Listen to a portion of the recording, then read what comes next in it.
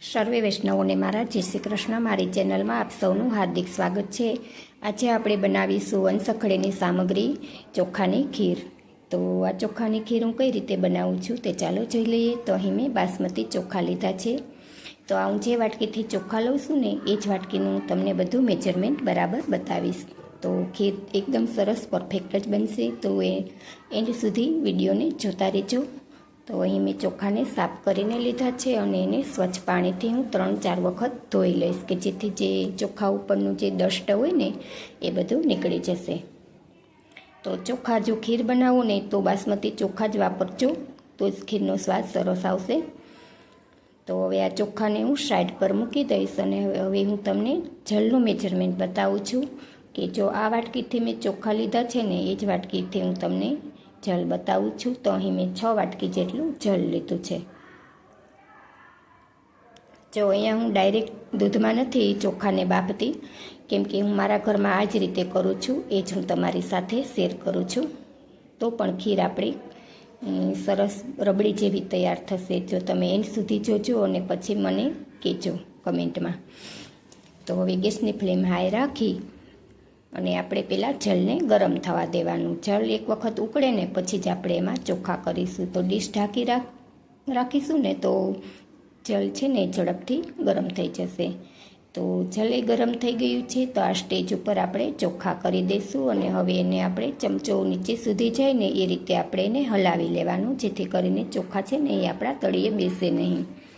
અને ફરી હવે આપણે થોડીક અધ ખુલ્લી રહે ને એ રીતે ડીશને ઢાંકી દેવાની, જેથી કરીને જલ ઉભરાઈને બહાર ન આવે. તો જો આ રીતે આપણે કરવાનું એટલે થોડીક વરાળ બહાર નીકળતી રહે ને એટલે જલ આપણું ઉભરાય નહીં. તો જલે પણ આપણું જો આમાં બળી ગયું છે, બબલ્સ દેખાઈ રહ્યા છે અને ચોખા પણ આપણા ફૂલી ગયા છે. તો હવે આ સ્ટેજ ઉપર આપણે દૂધ કરી દેવાનું છે. તો 6 વાટકી મેં જલ કર્યું હતું, તો એની સામે હવે હું 6 વાટકી એ જ વાટકીનું માપ દૂધ કરું છું. તો દૂધ આપણું કરીએ ને ત્યારે ગરમ હોવું જરૂરી છે. જો ઠંડુ દૂધ આમાં કરીશું ને તો કુકિંગ પ્રોસેસ છે એ ધીમી પડી જશે અને ચોખા આપણા ચવડ થઈ જશે, તો એને કૂક થવામાં સમય લાગશે. તો એ બાબતનું ધ્યાન રાખવું. અને અહીં વધારે ક્રેમી બનાવવા માટે મેં અહીં 2 ચમચી દૂધની મલાઈ કરી છે, જે આપણે દૂધ ગરમ કરીને ઉપર તરવરે છે ને એ કરી છે. અને દૂધમાં ઘોળેલું કેસર કર્યું છે. ખીર છે એ સ્વામીજીના ભાવથી આપણે પ્રભુને આવે છે. તો આપણા સ્વામીજીનો વર્ણ પિત્ત વર્ણ છે, એટલા એ ભાવનાથી હું અહીં કેસર કરી રહી છું. અને હવે જે વાટકીથી મેં ચોખા લીધા છે ને એ જ વાટકીથી અહીં હું સાકર પાવડર કરું છું. જો તમે ખાંડ વાપરતા હોય ને તો એ પણ કરી શકો છો, પણ ખાંડ હેલ્થ માટે બહુ સારી નથી. તમારી આર્થિક સ્થિતિ જો સારી હોય ને તો બને ત્યાં સુધી સાકર પાવડર જ વાપરજો બધી સામગ્રીમાં. તો હવે આને આપણે ત્યાં સુધી ચલાવીશું કે ચોખાનો દાણો છે ને એ દૂધમાં એકદમ લય થઈ જાય, મતલબમાં કે એકરૂપ થઈ જાય. જો જીવ જ્યારે પ્રભુ સાથે એકરૂપ થાય ને ત્યારે જ પ્રભુ એનો સ્વીકાર કરે છે. તો આ ભાવનાથી આપણે સામગ્રી બધી સિદ્ધ કરવાની છે. તો હવે આને આપણે છોડી નથી દેવાનું. દૂધ કર્યા પછી એને આપણે વચ્ચે વચ્ચે ચલાવતું રહેવાનું છે. ગેસની ફ્લેમ જો સ્લો હશે તો તમે સાઈડમાં કંઈ પણ બીજી સેવા પણ કરી શકશો અને વચ્ચે વચ્ચે ચલાવી પણ શકશો. જો હાઈ ફ્લેમ ઉપર કરશો ને તો તમારે સતત એની માથે ઊભું રહેવું પડશે. તો તમને જે રીતે રૂચે એ પ્રમાણે તમે સિદ્ધ કરજો. તો તમે કઈ રીતે ખીર બનાવીને પ્રભુને અરોગાવો છો તો એ મને કમેન્ટ કરીને જરૂરથી જણાવજો.